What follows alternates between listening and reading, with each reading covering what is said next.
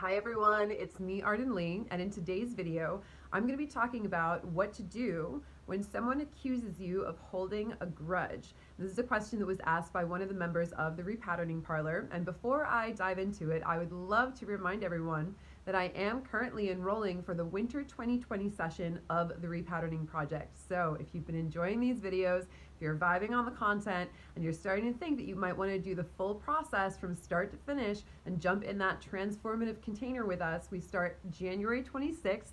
And I would love to hop on a call and figure out if now is the right time for you to jump in and join us in doing this work. So shoot me a PM and we'll go ahead and chat if that's something that you're interested in. All right, so let's talk now. I love this question. This question, I don't have it right in front of me, so I'm paraphrasing. But the question was asked, what do you do when someone accuses you of holding a grudge or belittling their very rightfully hurt feelings, belittling your rightfully hurt feelings, after, say, a grace period has ended in that friendship and things are still looking like they're pretty tense. And what this person asked was, I love this so much because I was so I was so prepared for this question to be like, like to ask me for justification for feeling like they were right in ending that friendship. And instead what they asked was, what do you say to this person? And how do you have the confidence to tell them essentially of the impact that they're having? And I was so happy with that because I feel like there's a lot of times that I've asked questions, especially in the last 6 months or so, that are essentially giving people permission to end toxic relationships, right? If someone is not listening to you and is not abiding by your boundaries and you've given them a couple chances and they're still not making any changes, then, then of course, it's so funny to me. And this is also something that I brought up a number of times. I'm like, if you're going and you're asking questions in a group like the Repatterning Parlor about how to handle friendships with people, and how to navigate them even though they're hurting you, I always ask people, it's like, I wonder if those people are going and asking the same kind of questions in similar self-improvement groups and being like, how do I handle this friendship? Like, like, how do I, like, are they going out of their way for you in the same way that you're going out of your way, trying to figure out how to navigate and deal with what they're bringing to the table, right?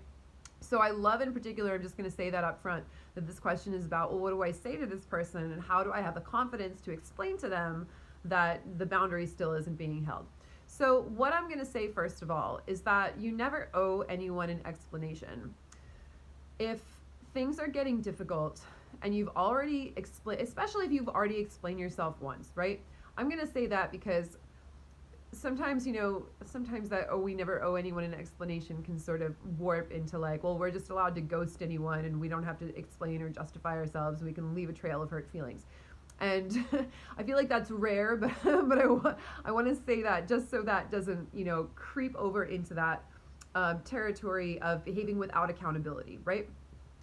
So, but let's assume for this scenario that, and this is what it sounds like, is that you've already explained where you're coming from. You've already attempted to draw the boundary. You've already said, my feelings are hurt, this is what you're doing, and they haven't made a change with that, right? It's always a good idea to examine, have I been clear about the boundary that is being crossed? Have I given a clear solution? Have I given this person a clear sort of option for how to fix things?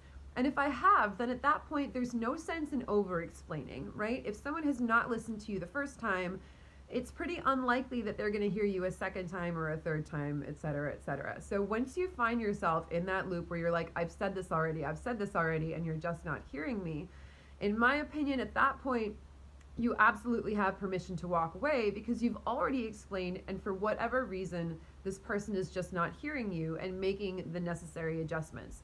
So what can you say and how can you have the confidence to tell this person? Confidence really comes from understanding that our own good opinion of ourselves is, at the end of the day, the one that really matters. And that we want to behave in alignment with our own integrity, but that as long as we are working toward our own alignment with our integrity, then the way that other people feel about us is essentially none of our business, right? So basically, having the confidence to talk to someone and explain what's going on and be able to walk away if they don't accept that explanation is to understand deep down that this is a tough one, that they might still think that they're right about the situation and that there's nothing that we can do about that. I've had a lot of situations, or at least I've had a handful of very potent situations come up this year with friendships that were falling away because they were no longer in alignment. And in a couple of those cases, it really bothered me. And I would look back at that and I would be like, that person really thinks that they're right. And no matter how many times I try to explain what's happened, or explain why they did cross a boundary of mine, why something they did crossed a boundary of mine, and why I can't, continue that friendship without that being addressed and solved going forward, then, they don't hear that message all the time, They'll still be in their own hamster wheels in their head, basically, well, you did this and you did that, and what about this and what about that, and whatever it is. And unfortunately, there's really nothing we can do. So at some point, confidence becomes the willingness to walk away from a conversation in which we're not being heard, especially a conversation in which it feels like we're almost deliberately not being heard, because to hear us would be a perceived threat on that person's own egoic sense of self, right? I can't listen to what you have to say or why you're still mad at me, because in my head, I can't be the bad guy. It must be true that you're the bad guy because you're holding a grudge and you're being unreasonable, right? But our feelings, our hurt feelings, and our boundaries are never unreasonable because they're completely subjective and they're completely up to us, right?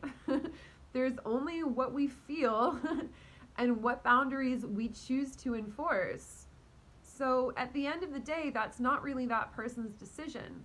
No, as to what can you say to them?